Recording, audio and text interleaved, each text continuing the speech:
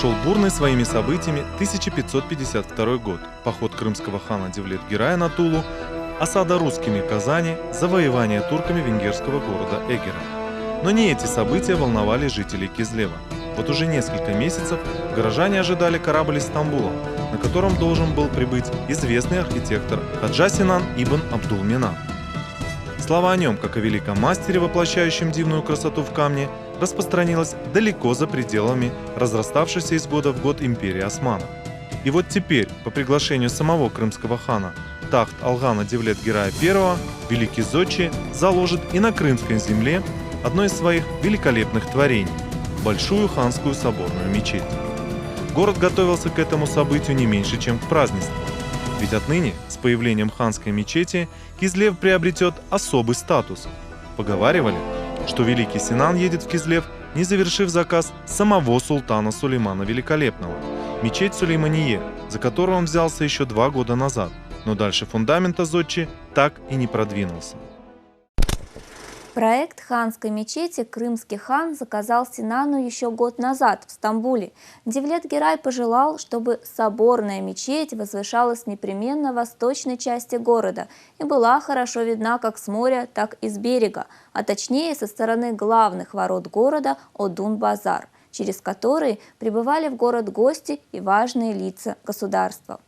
Вот уже несколько недель сам хан пребывал в своей кизлевской резиденции и был вполне доволен тем, что выбрал именно этот город для столь грандиозного по тем временам проекта. Ведь Кизлев уже был не провинциальным городком, а крупным торговым центром. Именно этот приморский город виделся хану вторым Стамбулом. Он даже задумывался о том, чтобы перенести сюда столицу своего государства, поскольку Бахчисарай становился тесен. Наконец, ожидаемый гость прибыл. Это был крепкого телосложения мужчина, высокого роста с живым, острым взглядом и сидеющей бородой. Одет он был просто в длинный халат и высокую белую чалму, которую носили паломники, совершившие хадж в Мекку. Кизлевцы, собравшись на площади с любопытством, разглядывали прибывшего. Они ожидали увидеть стареющего вельможу, которому уже исполнилось 62 года, а увидели полного сил солидного мужчину. Синан бодро сошел на берег, огляделся и, не замечая толпу зевак, остановил взгляд на большой площади прямо напротив порта. Уже с моря он приблизительно представлял на этом месте купольное сооружение, непременно с 2 минаретами, которое хорошо будет видно с моря, несмотря на высокие крепостные стены. С первых дней пребывания зодчего в Кизлеве хан предоставил Синану полную свободу действий. Девлет-Герай одобрил проект новой мечети, композиция которой должна была быть выстроена по принципу нарастания объемов, чтобы она своим силуэтом напоминала стамбульскую Ай-Софию. Дело оставалось за местом, на которое архитектор также получил одобрение хана. Был освящен шейхом из ордена Мевлеви, и вскоре Синан с энтузиазмом приступил к строительству своего 77-го по счету творения. Работа закипела. Ежедневно на повозках подвозили камень ракушечника из местных каменоломен. Уже был заложен фундамент, но Синан все еще пребывал в раздумьях. Скопировать Ай-Софию было делом нехитрым, но он стремился к новым решениям и приемам в архитектуре.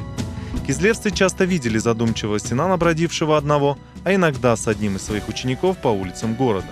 Он осматривал старые мечети, делал зарисовки, но чаще всего его внимание привлекал монументальный текие дервишей Мевлеви, выстроенный еще в 15 веке.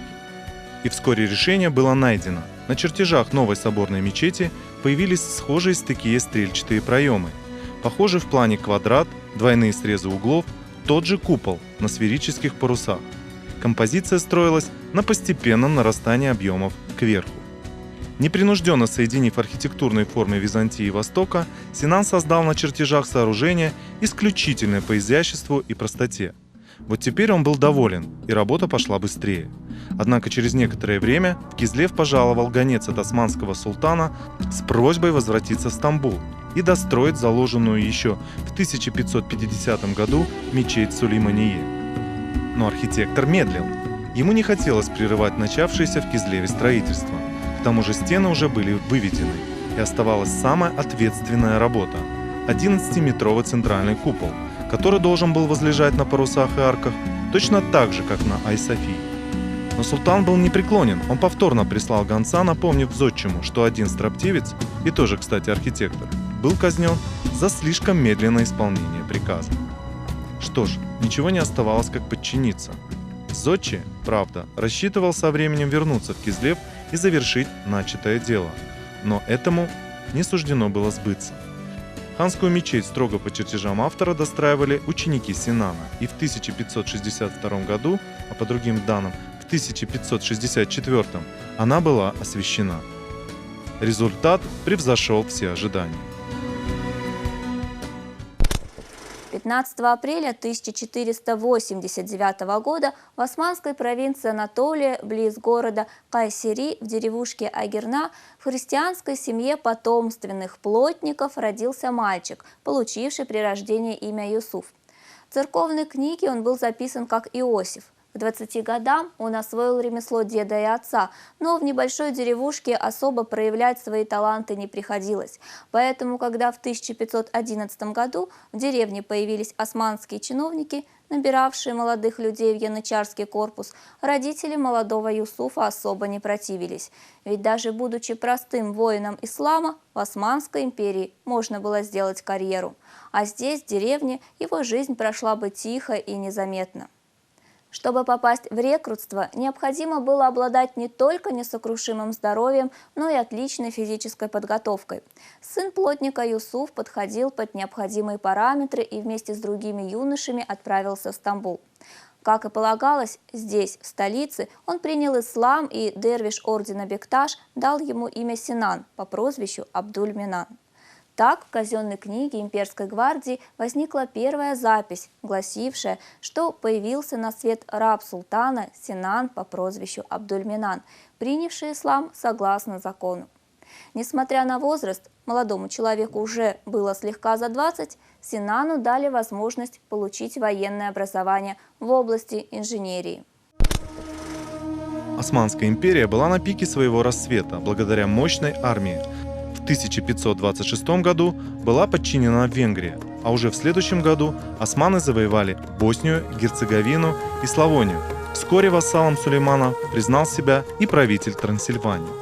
В 1538 году Сулейман I вторгся в Молдавию и с легкостью ее подчинил. Вместе с корпусом янычар во всех этих походах участвовал и Синан. Под началом главного архитектора империи Ашем Али он строил дороги, мосты и крепости. Но значимым для него оказался именно молдавский поход, во время которого он сумел проявить свои таланты и обратить на себя внимание самого султана Сулеймана Великолепного. Дело в том, что старый мост через болото и реку Прут в Молдавии пришел в негодность. О том, чтобы через него могла пройти армия султана, не было и речи. Из-за начавшихся паводков придворные инженеры ломали головы, как лучше соорудить мост. А ко всему, во время этого похода умер главный архитектор империи Ашем Али, начавший свою карьеру еще при Селиме Явузе. В этот-то момент визирь Ибраим Паша и обратил внимание на янычара Синана, который уже успел несколько лет назад выстроить для него в Стамбуле дворец. С тех пор Синан, удовлетворивший запросы Паши, уже состоял в личной охране визиря. Султан, благоволивший к своему другу и одновременно зятю-визирю, решился доверить это важное дело неизвестному на тот момент Синану. Последний взялся за строительство, не побоявшись, что в случае неудачи он тут же лишится головы. Меньше чем через 2 недели мост был готов. Сулейман остался доволен архитектором, однако не торопился с вознаграждением.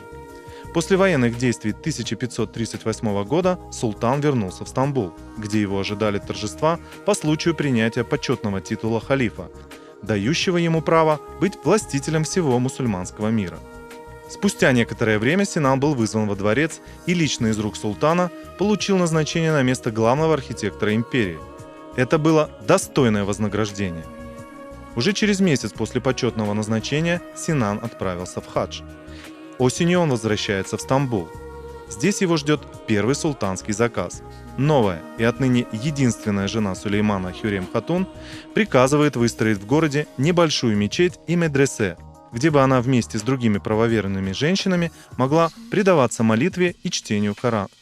мечеть, медресе и лечебница появились на холме между Мраморным морем, вторым и четвертым холмами, как раз напротив Аврат базара, базара невольниц, откуда в свое время в султанский гарем попала сама заказчица.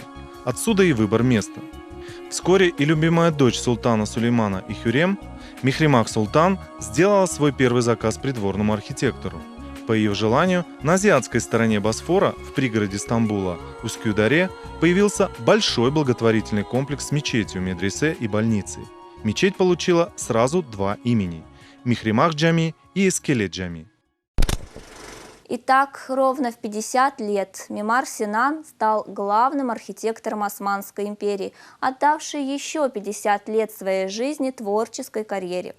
Одним из первых султанских заказов Синана стала великолепная мечеть Шейхзаде, мечеть принца, в честь четвертого сына Мехмеда, наместника Манисы, умершего от оспы в 22 года. После опалы и смерти визиря Ибраима Паши дела Синана быстро пошли в гору.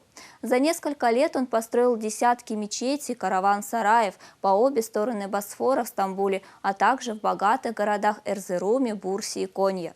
На деньги от первых заказов он купил небольшой участок земли в Стамбуле, вблизи бывшего старого дворца Эски-Сарая, где когда-то жили султанские жены. Здесь он выстроил большой дом для своей семьи. К этому времени его жена уже подарила ему наследников, двух сыновей Мехмеда и Мустафу и трех дочерей. К тому же он вызвал к себе племянников из Кайсери. На третьем холме, где стоял тот самый Эски-Сарай, неожиданно выгоревший дотла вместе с обитательницами гарема, Синан планировал выстроить большую пятничную мечеть на 5000 верующих, чей блеск и величие затмило бы все, что он построил до этого времени. Но султан, из чьей казны только и можно было оплатить такую стройку, не спешил делать заказ. Чуть ниже, на западной стороне холма, уже стояла строгая симметричная мечеть принца Мехмеда. Сам же султан тянул время, приглядываясь, как живет в блеске славы тот, кто еще вчера служил в янычарах. Долгая жизнь при дворе учит умного соблюдать меру в том, как держать себя перед лицом верховной власти, когда стоишь слишком близко от ее источника. Синан знал это хорошо. В мастерских района Вефа, где работала артель Синана, мастера изготовили из дерева миниатюрную модель мечети с куполами и минаретами, воротами и фонтаном для омовений. Синан показал модель своему господину. Тот одобрительно согласился дать столько денег, сколько потребуется на ее строительство. И строительство главной мечети Стамбула началось в мае 1550 года. Это и был один из грандиозных проектов Синана – мечеть Сулеймание, а точнее целый комплекс построек с созданием бань, медресе, обсерватории, караван-сараев, кухонь и библиотек, по размерам сопоставимый с городским кварталом. Со временем во дворе мечети появится и кладбище с монументальными мавзолеями. В одном из них найдет вечный покой сам Сулейман Кануни, а в другом, 8 годами ранее, его любимая жена Хюрем Хатун. Как только султанская стройка в Стамбуле закончилась, в очередь к архитектору встали министры и сановники двора. В 60-х годах, когда Синан ушел в 7-й десяток, мечети по заказу царедворцев одна за другой стали расти в Стамбуле. Из-за тесноты городской застройки и земельной дороговизны мечети строились на неудобных и непрестижных участках. Мечеть Соколу Мехмеда Паши Синану пришлось ставить в районе Кадирга на углу Кривоколенного переулка, который петлял по холму к воде. Еще одну мечеть на деньги высокопоставленного вельможи Синан возвел в 1561 году. На этот раз заказчиком выступил визирь Рустем Паша, толстосум и казнократ, умевший, как говорили в городе, делать деньги из воздуха. Возможно, поэтому заказ был выстроен в центре района Тахта-Кале, справа от Галатского моста посреди базара, в суете и толчее. Известным творением зодчего стала и мечеть Селимие в Эдирне. Ее заказал в 1575 году сын Сулеймана, султан Селим II. Говоря о Синане, сложно обойти вниманием лучший образец его творчества – вторую мечеть в Мехримах на самом высоком холме Стамбула в Эдирне-Капы. Синан создал эту мечеть, не похожей ни на одну из других своих построек. По легенде, он был безнадежно влюблен в дочь султана Сулеймана, но соединить свои судьбы они, конечно, не могли. Правда, в продолжении легенды он все же отважился просить руки Мехримах Султан после смерти ее мужа визиря Рустема Паши. Но престарелому архитектору отказали. И всю свою любовь зодчий отразил в самом здании. Каждая деталь в постройке, изящный купол, тонкий минарет, украшения внутри мечети – все это признание любви Синана Мехримах. Умер великий зодчий 7 февраля 1588 года в Стамбуле в возрасте 110 лет. Его похоронили на кладбище Сулеймание. Одни источники утверждают, что он создал более 300 зданий, среди которых были мечети, школы, благотворительные столовые, акведуки, мосты, караван-сараи, дворцы, бани, мавзолеи и фонтаны. Другие завышают эту цифру до 400. Мимар Синан оставила себе долгую память в Стамбуле, Эдирне и многих других городах Османской империи, а также и в Крымском ханстве. В 1562 году в Кизлеве была завершена хан-джами, тогда как, если ссылаться на ряд исследователей, в другом крупном центре ханства, Кефе, уже была мечеть Синана, Селимие, датированная 1522 годом. Конечно же, пребывание в ханстве Синана в 1522 году всего лишь гипотеза, но вполне допустимая. Несмотря на то, что Кефинская мечеть не значится в списке сооружений Хаджи Синана, существуют убедительные доводы в пользу того, что именно он мог быть ее автором. А это значит, что мечеть в Кефе – один из первых архитектурных опытов Синана.